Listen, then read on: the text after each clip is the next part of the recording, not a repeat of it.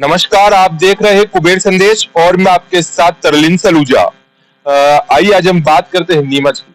नीमच विधानसभा के जावादर क्षेत्र में आज हम खड़े हैं। आपको बता दें कि चुनाव को लेकर विधानसभा चुनाव 2023 को लेकर बिगुल बज चुका है। भाजपा ने अपनी उम्मीदवारों की सूची जारी करी है। तो वहीं अभी जावद क्षेत्र से मंत्री ओम प्रकाश जी सकलेचा को वापस 5वीं बार विधायक को लेकर उम्मीदवारी को लेकर दावेदारी को लेकर टिकट दी है। हमारे साथ में अभी भाजपा के नेता पूरनमा जी मौजूद है। भाई साहब, देखा गया है कि अभी भाजपा ने अपनी चुनाव को लेकर लिस्ट जारी करी है। छोटी सूची के अंदर वापस से एमएसएम मंत्री श्री सकलेचा को टिकट दी है। तो क्या कुछ कहना चाहेंगे आप इसको? टिकट तो भारतीय जनता पार्टी ने चौथी सूची जारी कर दी है और टिकट इनका पहले से तय था और उनका नाम तय था तो उनको कर दिया। बाकी दूसरी तरफ विचार करने का प्रश्न ही पैदा नहीं होता है जनता को और बाकी जो लोगों को एक बीच में गुमराह करने के लिए इस टाइप के सर्वे और इस टाइप के नाटक हुए थे। लेकिन हकीकत जो है वो सामने आ गई कि भाई इनके अलावा किसी को टिकट यहाँ मिलता नहीं है। सर्वे की बात करी जाए तो पार्टी ने करीबन 4 से 5 बार पूरे विधानसभा क्षेत्र का सर्वे कराया, जवाब का सर्वे कराया, संघ ने सर्वे कराया। तो क्या कुछ रिपोर्ट का आगे पहुंचा है जिसके चलते आज ये टिकट जो कहने मंत्री जी को दी? देखो, सर्वे तो जनता यहाँ की जानती है। सर्वे सारे हमारे पक्ष में थे और 80% जनता क्षेत्र की साथ में थी। सर्वे के मान से जो बता रहे हैं उस हिसाब से भास्कर जैसे यहाँ चैनल ने उन्होंने सर्वे कराया, उसमें 68% सर्वे बताया। उनका जो रिपोर्ट कार्ड उन्होंने डाला है, तो कोई से भी सर्वे हो, सर्वे हमारे पक्ष में थे। और सर्वे के अलावा भी अभी हम चुनाव लड़े हैं, चुनाव इतने वोटों से दोनों पति पत्नी चुनाव जीते हैं, तो ये सर्वे कोई भाड़े की भीड़ हमने इकट्ठी नहीं की है। और जो रिजल्ट है वो सामने है। सर्वे तो वही है जो रिजल्ट के रूप में तब्दील हुआ है। तो आगे की मंशा क्या है मानी जा सकती है? पूरन जी किस प्रकार से अपना मन बना चुके चुनाव को लेकर, क्या कुछ आगे की रणनीति रहेगी? रणनीति तो देखो, चुनाव क्षेत्र इतना पिछड़ा हुआ है जावद विधानसभा क्षेत्र विकास के मामले में। जो विकास होना है, सरकार जो विकास करा रही है, माननीय शिवराज जी ने जो विकास कराया है और मोदी जी ने जो विकास कराया है, वो समान भाव से कांग्रेस के जहाँ 20 साल से विधायक है मध्य प्रदेश में, वहां पर भी इन्होंने रोड बनाए हैं, वहां पर भी इन्होंने प्रधानमंत्री आवास हो या मुख्यमंत्री आवास हो, सड़कें हो या आप मान लो 24 घंटे बिजली जहाँ आ रही है, सब जगह केंद्र और राज्य सरकार के जो ऊपर के बैठे नेता हैं उन्होंने काम कराया है।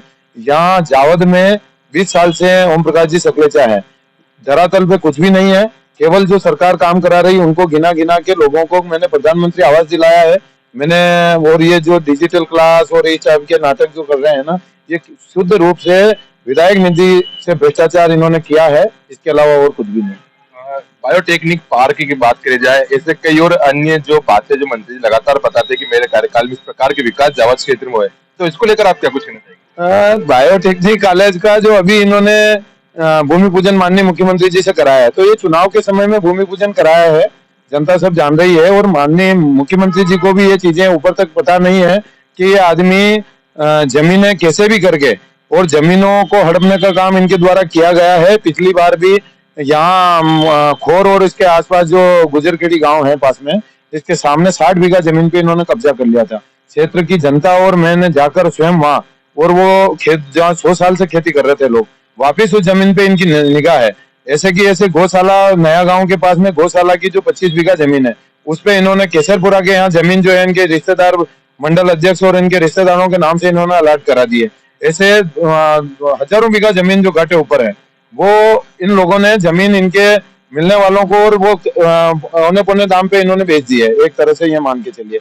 और डेम जहाँ बड़ी समस्या है, पूरा क्षेत्र किसानी क्षेत्र है, किसानों के लिए इन्होंने आज दिन तक कुछ भी नहीं किया है। और किसानों की मांग थी इनके पिताजी के समय से कि बाणदार डैम बन जाए, और अभी डैम के लिए इन्होंने कहा है कि वहां कोई आपत्ति कर रहे हैं भेल समाज के लोग, जो पुश्तैनी उनके बाप दादाओं के समय से वहां उस गांव में रह रहे हैं। उन्होंने केवल और केवल ये कहा कि हमको जमीन के पलटे जमीन कहीं दूसरी जगह दे दीजिए और आप यहाँ डैम बनाइए। तो इन्होंने वो बहाना करके वो विरोध कर रहे हैं। उन्होंने विरोध नहीं किया, उन्होंने उनका हक मांगा है। गरीब आदमी 2 लाख 3 लाख रुपए बीघे में उनको कहीं जमीन नहीं मिलेगी। वहां की गाइडलाइन इतनी कम है जमीन की कि इतनी कम रेट में पूरे मतलब विधानसभा क्षेत्र में कहीं जमीन नहीं मिलेगी या दूसरे आसपास एरिया में भी जमीन नहीं मिलेगी। तो ऐसे उन लोगों को भी इन्होंने छला है, डैम के नाम पे जनता से हर बार वोट मांगा है। और गरीब तबका जो मनासा में डैम बन रहे हैं, उसकी जमीन यहाँ जावद में अलाट हो रही है और यहाँ के गरीबों के लिए जमीन नहीं है, और उद्योगपतियों के नाम से इनके रिश्तेदारों को जमीन अलाट कर रहे हैं, यहाँ जमीन है।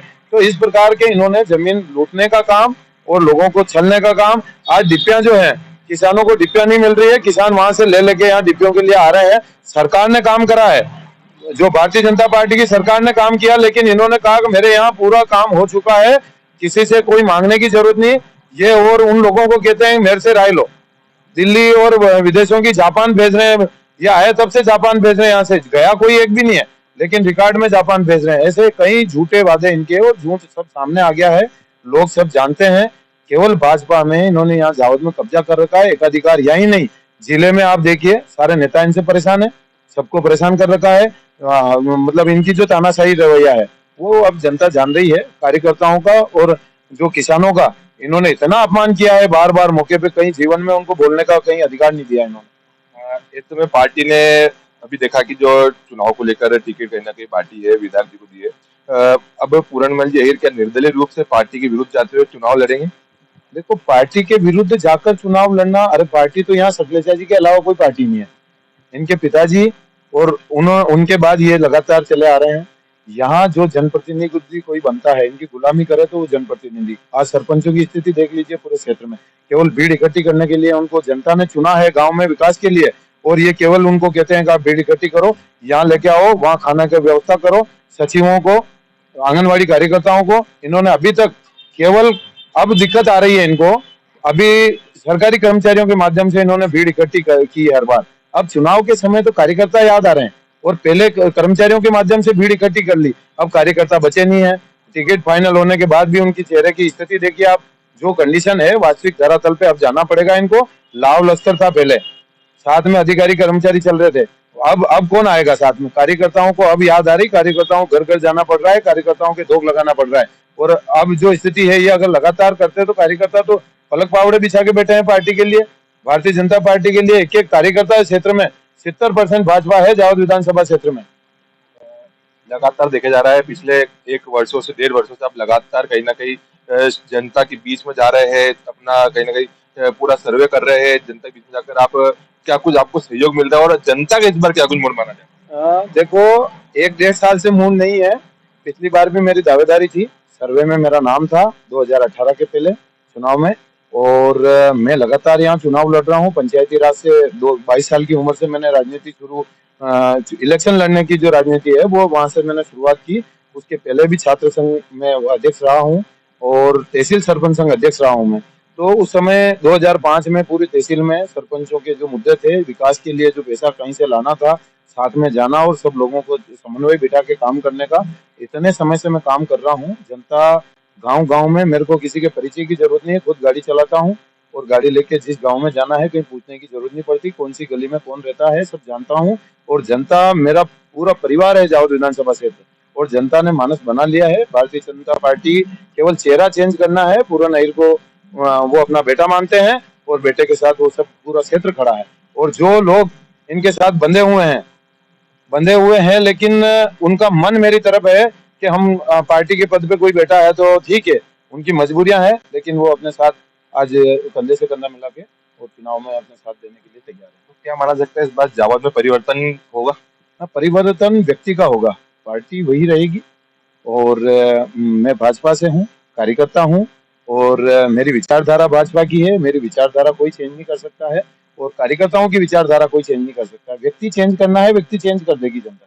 तो जावद क्षेत्र के अंदर भ्रष्टाचार किस चरम सीमा पर है, क्या कुछ यहाँ पर हो रहा है, क्या कुछ देखने को मिल रहा है? देखो, भ्रष्टाचार तो आप सब लोग देख रहे हो कि किसान, उसके कोई काम है, उसका काम करवाना है, तहसील के चक्कर लगा रहा है, उसको पैसे देने बगैर काम होता नहीं है। या किसी भी प्रकार का, किसी भी विभाग में आप चले जाइए, जिस प्रकार से किसानों के बिजली के बिल के नाम पे उनको परेशान किया गया अभी लगातार, और रेती के डंपर जो हैं वो निकल रहे हैं। किसान, यहाँ किसी के मकान का काम चलता है, उससे 5,000 10,000 रुपए अधिक वसूले जा रहे हैं। वो लोड तो यहाँ के वोटरों के ऊपर ही पड़ रहा है, और डंपर वालों से ये लोग पैसे ले रहे हैं, सब मालूम है। और इसमें जो इन्हीं के लोग हैं जुड़े हुए हैं, सबको पता है। अभी हाल ही में लगातार देखा जा रहा है जावद क्षेत्र के अंदर अभी एक आत्महत्या का मामला सामने आया था। अभी सरवानिया के उपरेड़ा की बात करें, वहां पर एक बच्चे के 3 टुकड़ों में लाश मिली, उसका मामला सामने आया। अभी तक किसी प्रकार का कोई इंसाफ की बात सामने करी जाए, कठोर कार्रवाई की बात करी जाए, जावद क्षेत्र में नहीं देखने को इस मामले में इनका ध्यान है ही नहीं ना यहाँ पे कि क्या क्या हो रहा है, कौन लोग परेशान है, जनता परेशान है, इनको कोई लेना देना नहीं। इनको केवल टिकट चाहिए। टिकट के मैं कह रहा हूँ 70% यहाँ भाजपा है, तो टिकट के नाम से ये जीतते आ रहे हैं, मोदी जी के और शिवराज जी के नाम से जीतते आ रहे हैं। इनको जनता से 1% भी कोई लेना देना नहीं है। चुनाव के समय घड़ियाली आंसू बहा लेंगे और घूम लेंगे, जनता को मैं सुधार कर लूंगा, फलाना ढिकला इस टाइप की बात करेंगे। जबकि गरीबों के नाम की जो राशि आती है, आर्थिक सहायता, वो इन्होंने इनके नगर पंचायत अध्यक्ष जो है इनके खास, उनके नाम से राशि दी है आर्थिक सहायता, और जो जनपद अध्यक्ष है उनके नाम से राशि दी है। मतलब जो आप मान के चलिए, जो इनके पदाधिकारी हैं खास रात दिन इनके साथ घूमने वाले, उन लोगों को इन्होंने आर्थिक सहायता जो शासन की आती है गरीब लोगों के लिए, वो तक इनके इसमें कर दी। और क्या भ्रष्टाचार की बात करेंगे आप? तो ये तो हमारे साथ में पूरन जी अहीर जिन्होंने बताया कि विधानसभा चुनाव 2023 को लेकर पूरा मन बना चुके हैं, चुनाव लड़ेंगे, और बताया कि इस बार कहीं ना कहीं चेहरे को लेकर परिवर्तन होगा, लेकिन पार्टी का पूरा समर्थन देगा। चुनाव लड़ा जाएगा, कहीं ना कहीं जनता की जो समस्या लंबे समय से चल रही है वो पूरी होगी। हमारे साथ में भी पूरन जी अहीर मौजूद था। आपने देखा किस प्रकार से उन्होंने बताया कि लंबे समय से जावद के अंदर किस प्रकार से भ्रष्टाचार हो रहा है, कई प्रकार की तानाशाही यहाँ पर देखनी पड़ती है। इस बार चेहरा चेंज होगा और कहीं ना कहीं जावद के अंदर विकास की गंगा बहेगी। मेरे साथ में कुबेर संदेश के लिए जोगिंदर सिंह।